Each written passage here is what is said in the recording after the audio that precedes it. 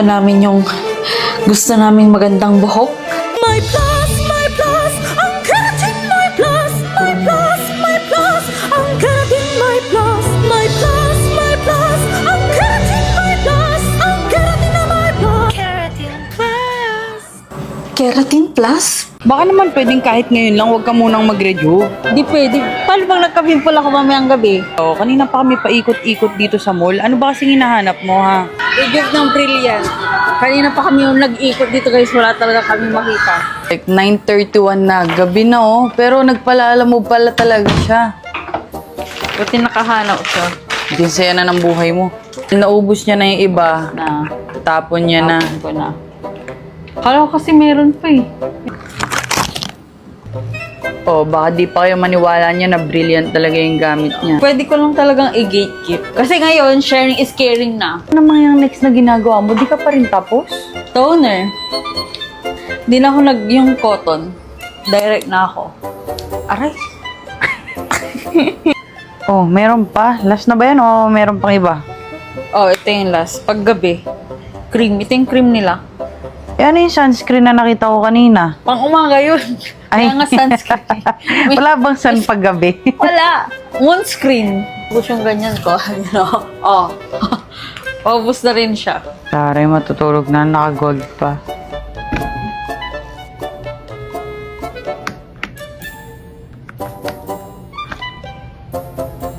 Kailangan din palang gamitin yan every morning? Yes. Dapat consistent to, morning tsaka night. Ganun mag-rejuve, dapat religious ka. Mamaya pa naman yung event, guys. Alas 3. So, alis muna kami. Kaya, need ko mag-sunscreen. Kailangan ito kapag nagre-rejuve kayo. Kailangan talaga na every morning mag-sunscreen kayo. Kasi, ito yung pang-protect nyo sa araw.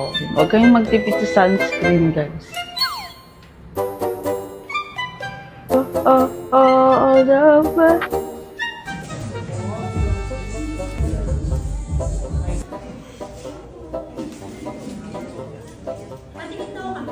Guys, pauwi na kami from Brilliant event. Look, hindi na ako maghahanap. Sana kahapon pa. Mga Brilliant Rejuvenating set dito. Hindi siya pang 1 year supply.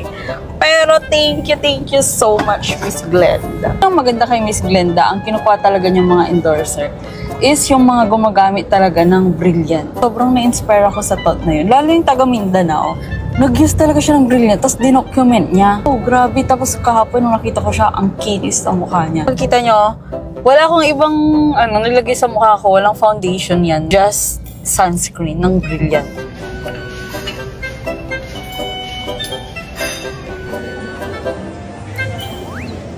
Guys, we're going home na. Thank you sa pagsama sa aking mini vlog. Hindi ko kayo binubudol guys na gumamit na rin ng Brilliant.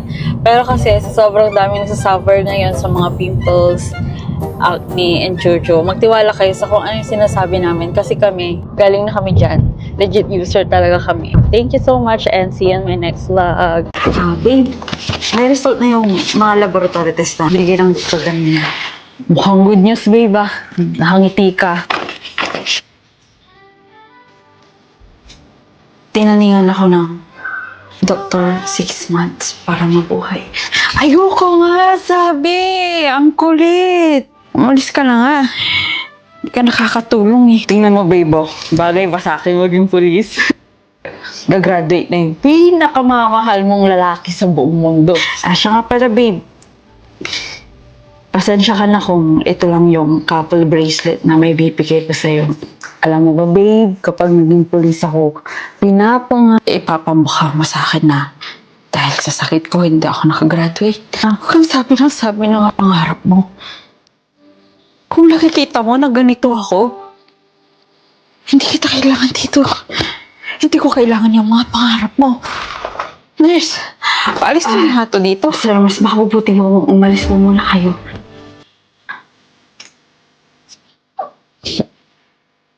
Balik ta rin man din, may butas pa rin. Anong sagot? Para saan ba yung ginagawa mo? Babe, gusto ko lang naman pagaanin yung nararamdaman mo eh. Kasi hindi gumagaan ng loob ko, Eduardo.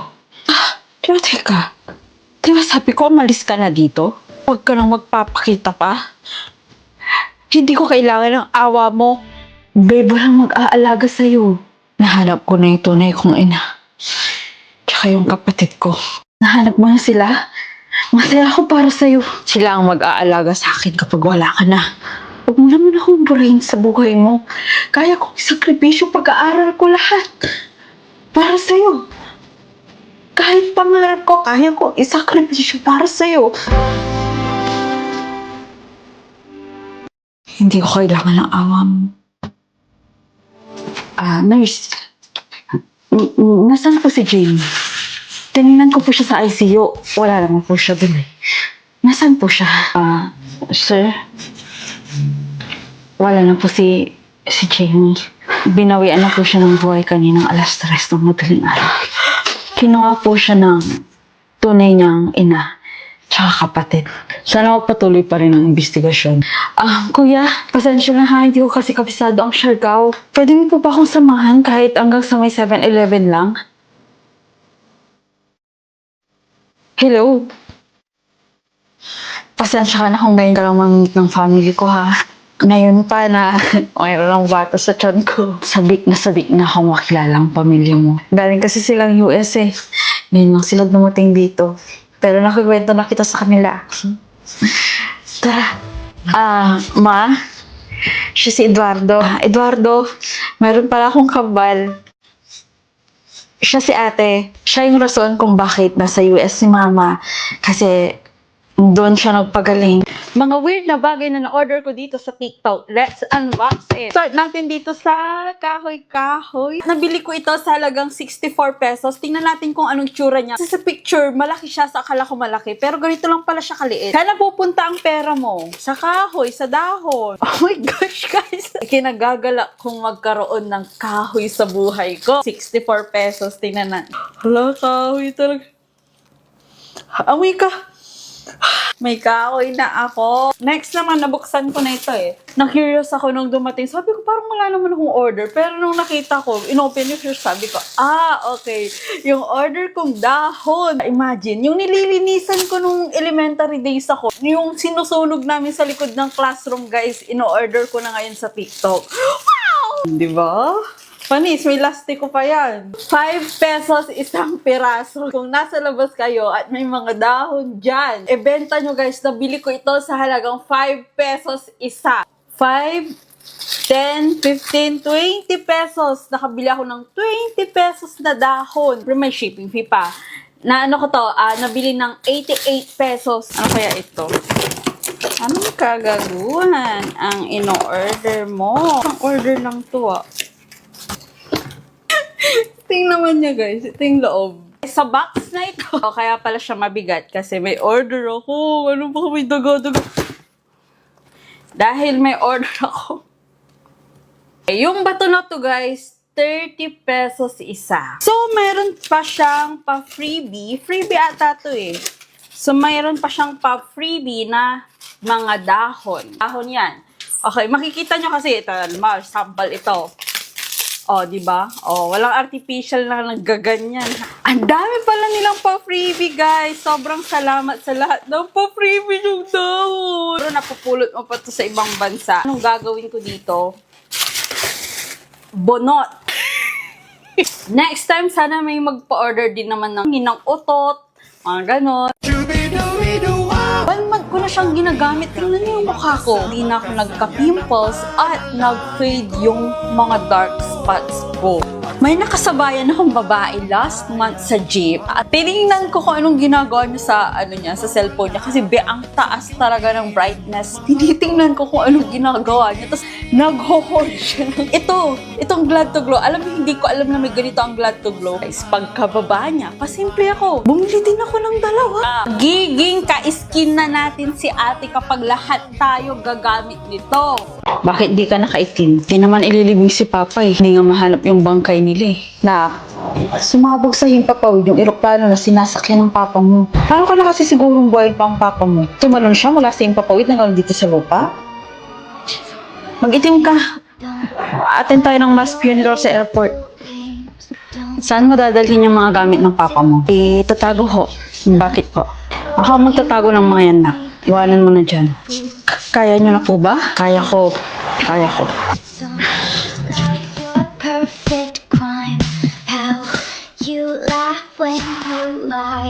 You said the gun was Ito na yung pinapatimpla mong kape. Okay lang ho ba kayo? May babae yung papa mo bago pa siya masabi sa aeroplano.